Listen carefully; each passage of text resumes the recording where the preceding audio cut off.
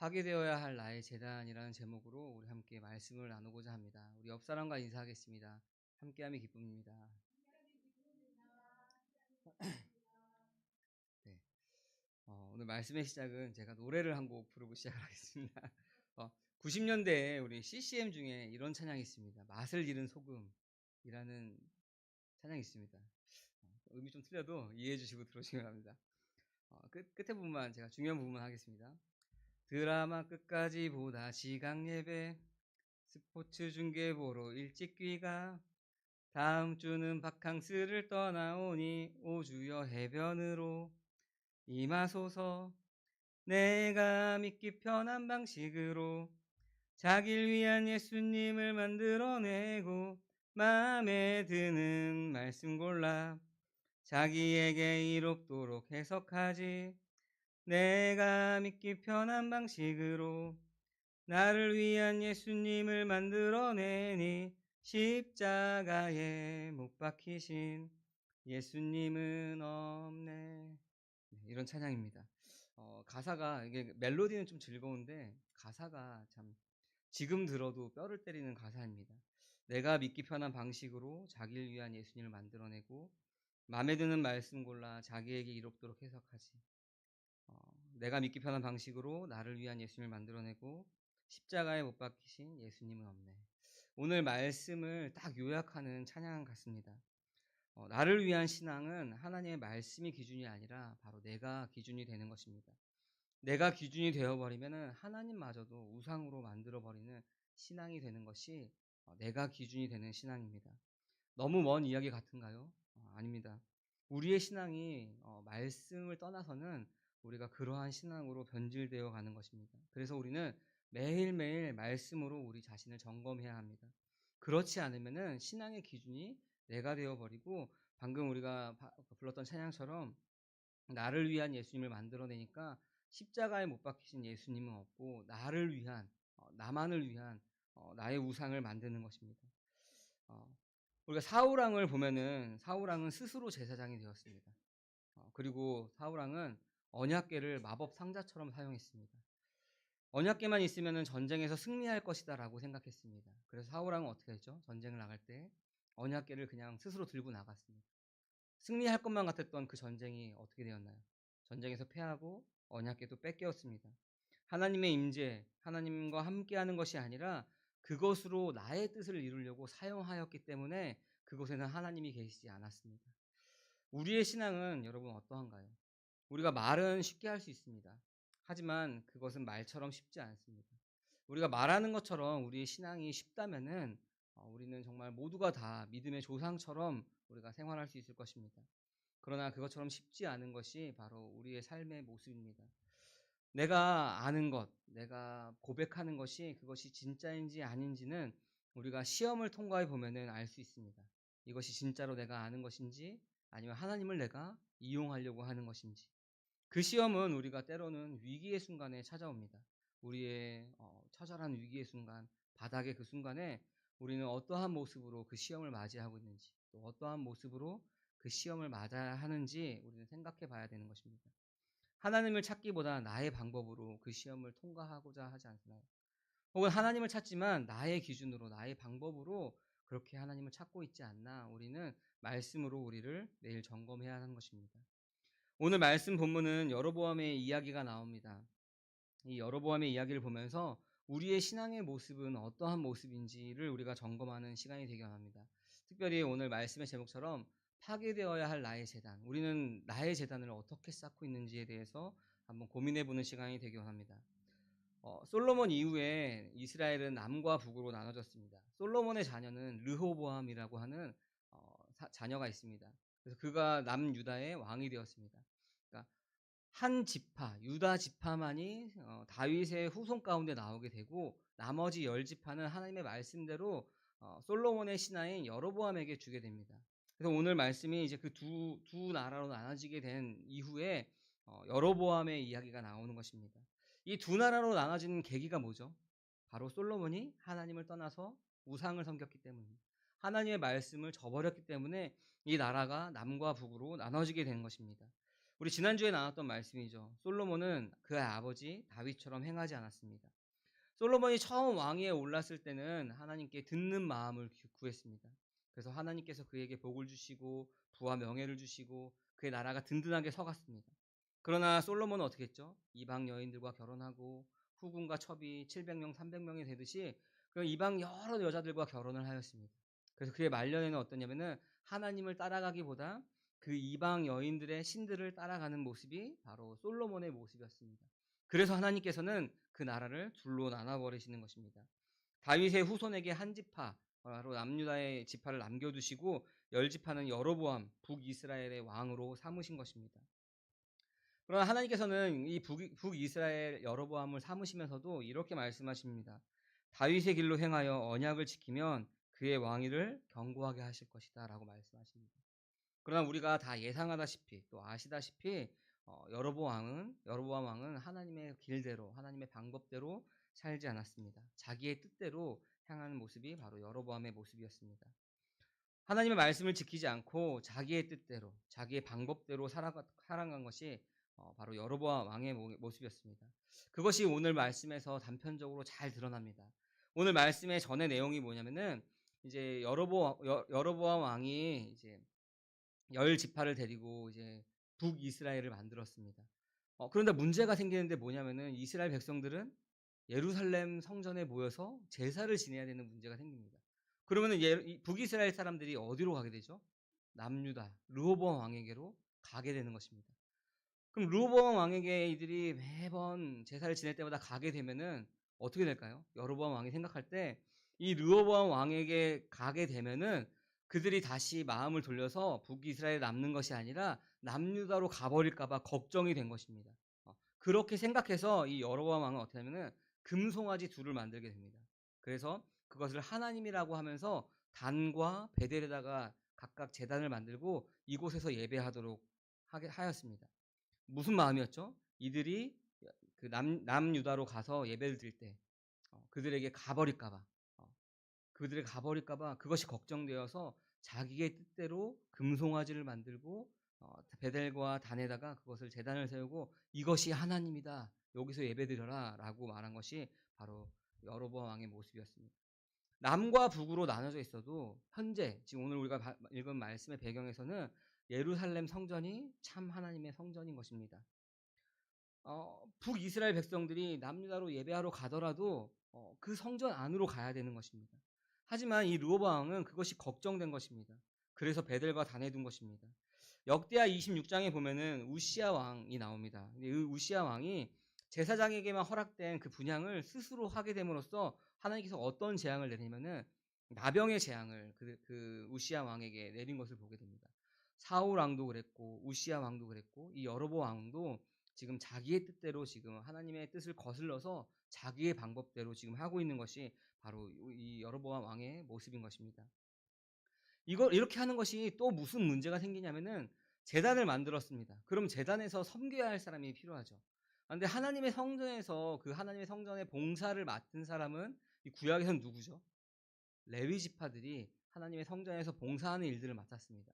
근데 북이스라엘에는 지금 레위 지파가 그 성전을 맡을 제단에서 그 일을 맡을 사람이 없으니까 여로보암은 어떻게 하냐면은 레위 지파 사람들이 아닌 보통 사람들을 제사장으로 세우게 됩니다. 큰 죄악을 저지르고 있는 거죠. 그리고 절기도 자기 마음대로 정하여서 이것이 하나님께서 우리에게 지키라고 한 절기다라고 이야기합니다. 여로보암은 하나님을 자기의 통치 수단으로 바꿨습니다. 이 백성들이 남유다로 가지 못하도록 제단을 만들고 제사장을 세우고 그 다음에 절기를 만들어서 하나님의 말씀이 아니라 자기의 뜻대로 그들 가운데 이것이 하나님이다라고 말하는 것이 바로 여로보암 왕이었습니다. 하나님이 지시한 장소가 아니라 자기의 뜻에 맞게 만들었습니다. 성전을 섬기는 자들도 자기의 뜻대로 세웠습니다. 절기도 자기 마음대로 정하여 지키게 하였습니다. 여로보암 왕에게는 더 이상 하나님이 안 계셨습니다.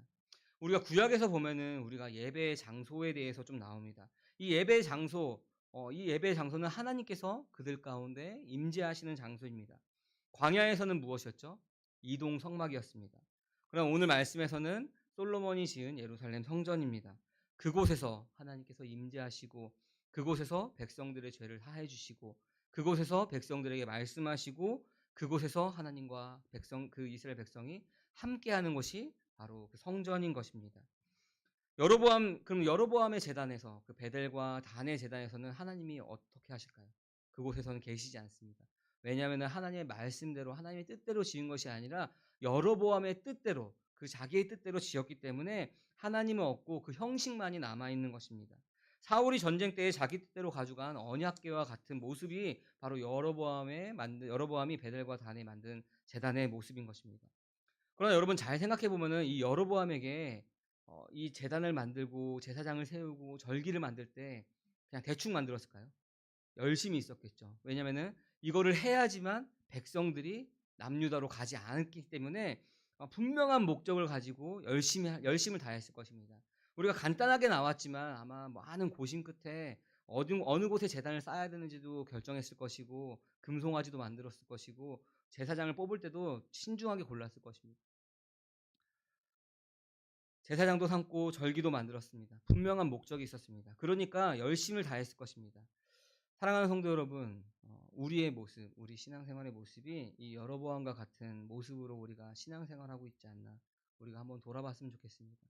아까 우리 서두에 말씀드린 것처럼 내가 믿긴 편한 방식으로 자기를 위한 예수님을 만들어내고 있지 않나, 자기의 열심으로 우리가 스스로 나의 열심을 다해서 말하면서 나는 다 했어, 나는 최선을 다했어 라고 하나님께 그렇게 이야기하고 있지 않나 우리를 한번 돌아봤으면 좋겠습니다.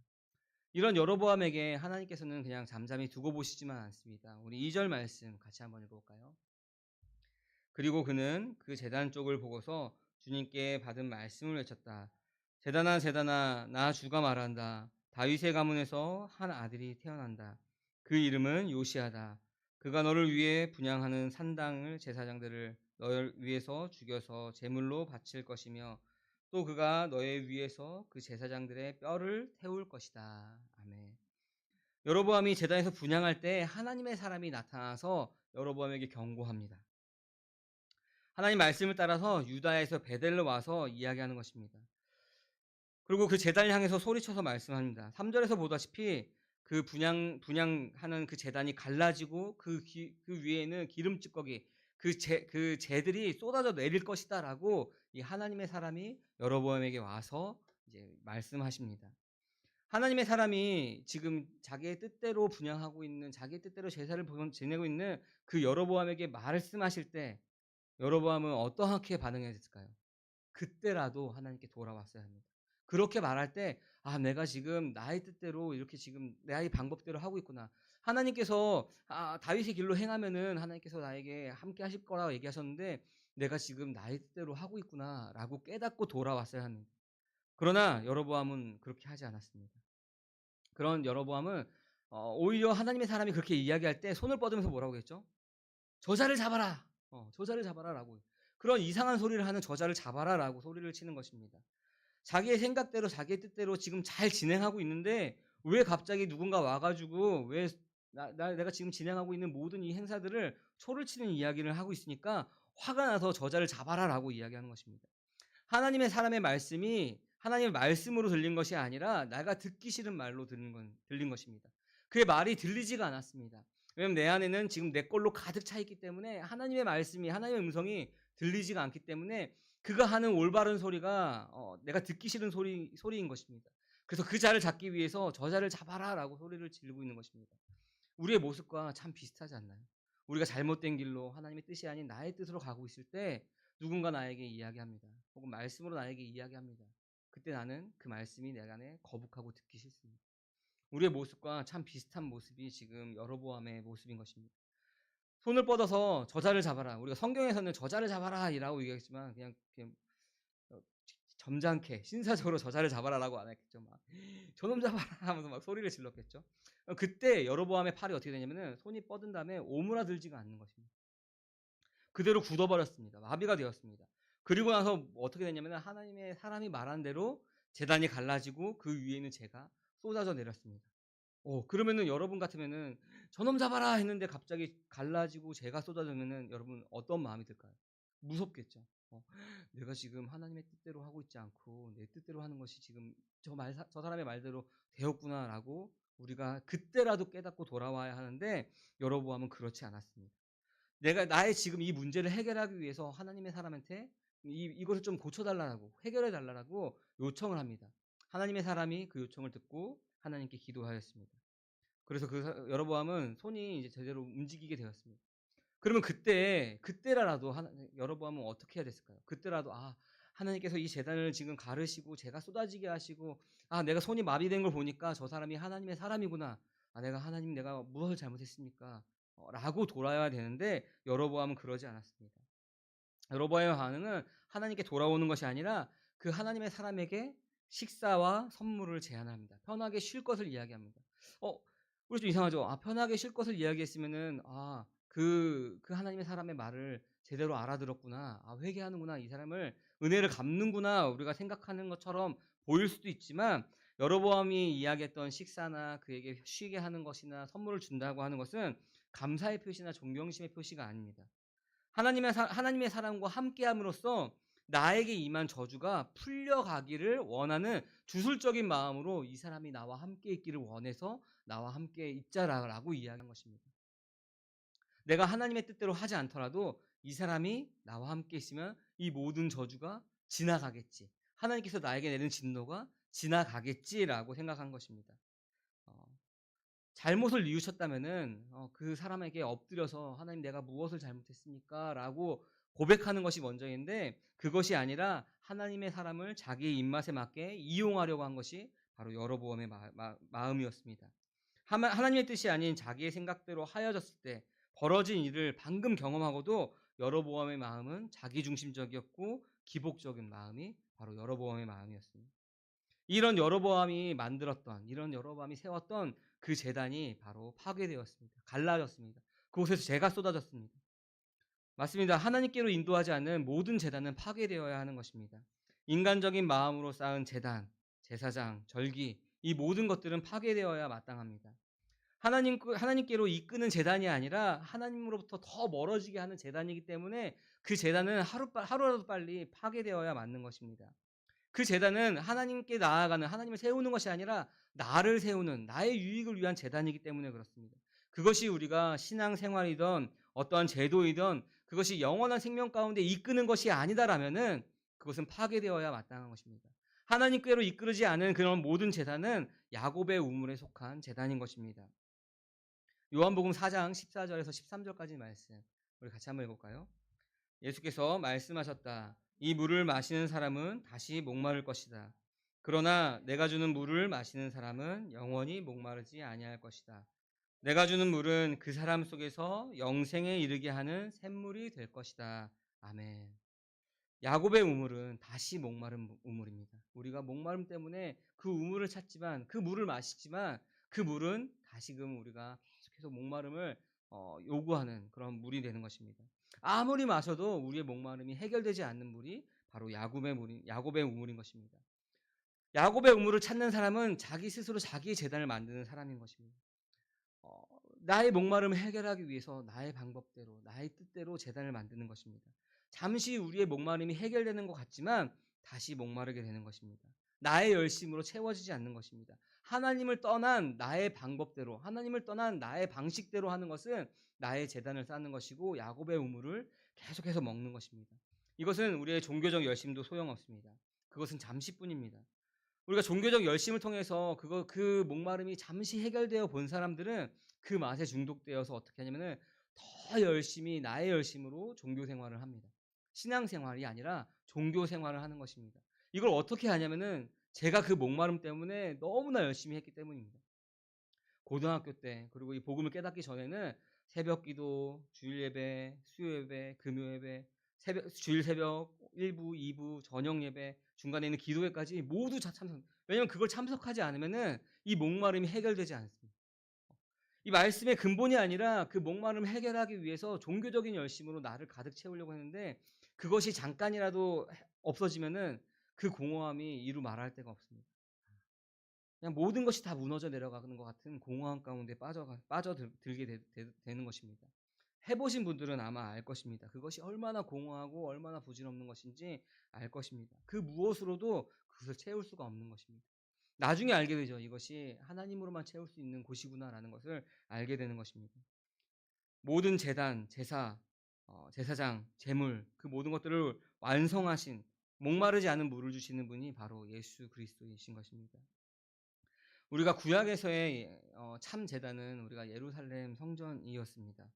어, 여로보암이 지은 단이나 베델 제단이 아니라 바로 구약에서는 오늘 말씀에서는 예루살렘 성전이 참 제단입니다. 그러나 이 성전과 이 제단 역시도 신약 시대에 우리가 오늘날 봤을 때는 그림자에 불과한 것입니다. 예수 그리스도께서 완전한 제사장이 되셔서 자신을 제물로 바침으로써 들어가신 지성소가 크고 온전한 장막인 것입니다. 히브리서 9장 11절 12절 말씀 우리 같이 한번 읽어볼까요? 그러나 그리스도께서는 이미 일어난 좋은 일을 주관하시는 대제사장으로서 오셔서 손으로 만들지 않은 장막, 다시 말하면 이 피조물에 속하지 않은 더 크고 더 완전한 장막을 통과하여 단 한 번의 지성소로 들어가셨습니다. 그는 염소나 송아지의 피로서가 아니라 자기의 피로써 우리에게 영원한 구원을 이루셨습니다. 아멘. 이 참된 성전은 이 피조세계, 피조물에 속하여 있지는 않습니다.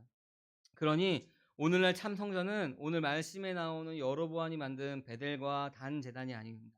물론 예루살렘 성전도 아닙니다. 그곳은 바로 예수님의 보혈을 힘입어 들어가는 하늘 지성소인 것입니다. 그곳은 예수 그리스도께서 십자가의 죽으심으로써 모든 사람들을 이끌어서 들어가게 하시는 아버지의 집이 바로 그 지성소인 것입니다.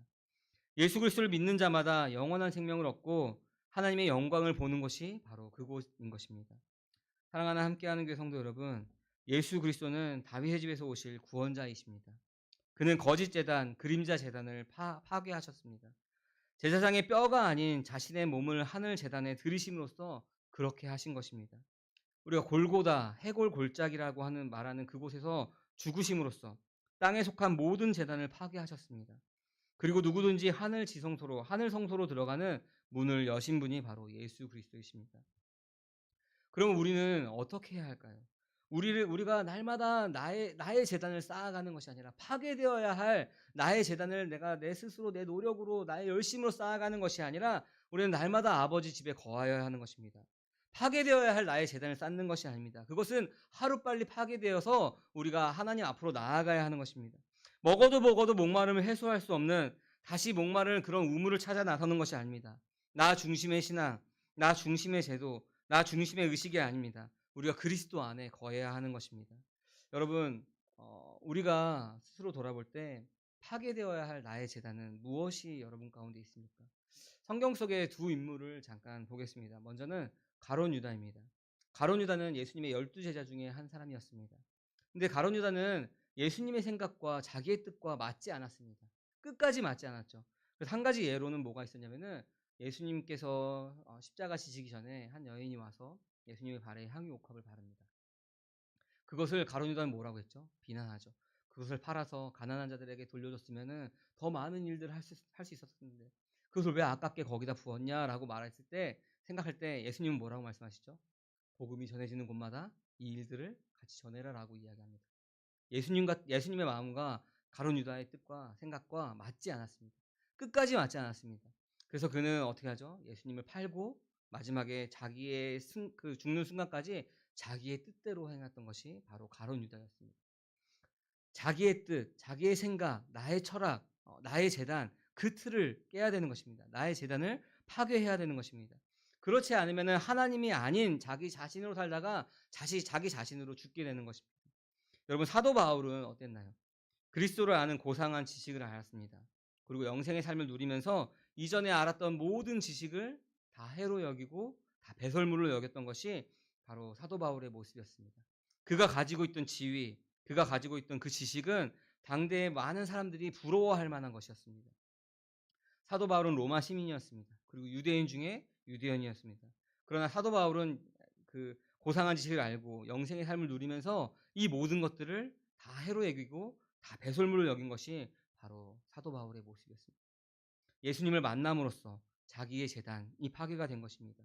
영원한 생명을 얻기 전까지 지속했던 그 모든 재단, 나의 힘으로 쌓아왔던 그것들이 파괴가 되어야 되는 것입니다.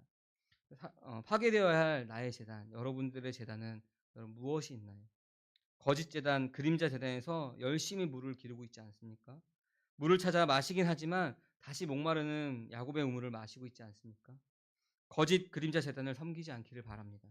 내가 쌓아왔던, 하나님을 떠나서 쌓아왔던 그 모든 제단이 파괴될 때, 그 죄가 나 가운데 쏟아져 나올 때 우리는 감사해야 되는 것입니다.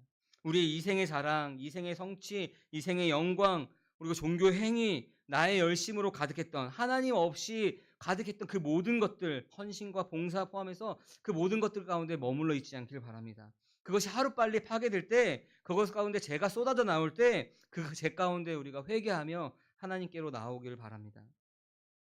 이생의 영광이 아니라 그리스도의 고난과 죽음에 참여하는, 함께하는 교회 모든 성도님들 되시길 바랍니다. 그의 생명으로 살길 바랍니다. 나의 제단을 나의 뜻대로 세워가는 것이 아니라 우리가 말씀 안에 거함으로써 나의 제단을 쌓는 것이 아니라 하나님 나라를 사모하며 하나님 안에서 우리가 살아가는, 우리 함께하는 교회 모든 성도님들 되시기를